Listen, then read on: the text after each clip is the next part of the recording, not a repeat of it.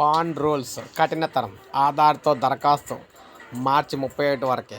So మనం చూసుకున్నట్లయితే శాశ్వత ఖాతా number, permanent account number pan సంబంధించి దరఖాస్తు నిబంధనలు కొత్త ఆర్థిక సంవత్సరం నుంచి కఠినతరం కానున్నాయి. ఏప్రిల్ 1 నుంచి ఆధార్ కార్డుతో పాన్ దరఖాస్తులను అనుమతించబోరు. అంటే ఎవరైనా ఆధార్ కార్డు సాయంతో పాన్ పొందాలనుకుంటే మార్చి 30 వరకు గడువు ఉంటుంది. కాబట్టి కొత్తగా పాన్ కోసం దరఖాస్తు చేసుకోవాలనుకుంటే నిర్ణీత గడువులోగా ఆ ప్రక్రియ పూర్తి చేయాలని కేంద్రానికి చెందిన కామన్ సర్వీస్ సెంటర్ ఎక్స్ వేదికగా పోస్ట్ చేసింది.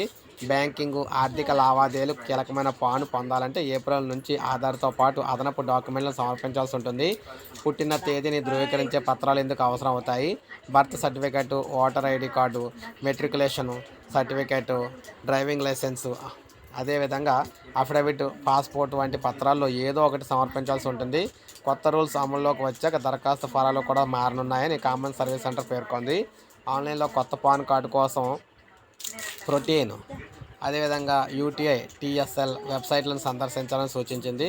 తక్షణమే ఈ పాన్ పొందాలంటే అదనపు ఆదాయ పన్ను ఈ ఫైలింగ్ పోర్టల్లో కూడా పొందొచ్చు అనమాట.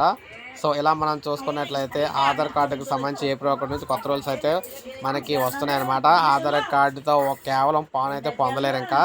సో ఆ పాన్ కార్డు పొందాలంటే ఇక మొత్తం అన్ని డాక్యుమెంట్లు అయితే ఏదో ఒక డాక్యుమెంట్, బర్త్ సర్టిఫికేట్ కానీ, ఓటర్ ఐడి కానీ, మెట్రికులేషన్ సర్టిఫికేట్ కానీ, డ్రైవింగ్ లైసెన్స్ కానీ, సో ఇలా పాస్పోర్ట్ కానీ ఇలా వేరే డాక్యుమెంట్లు అయితే ఉండాల్సి వస్తుందని చెప్పేసి చెప్తున్నారు.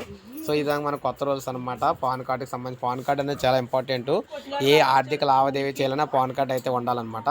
సో ఇది మనకు అప్డేట్. ఒక లైక్ చేయండి, సబ్స్క్రైబ్ చేసుకోండి ఛానల్.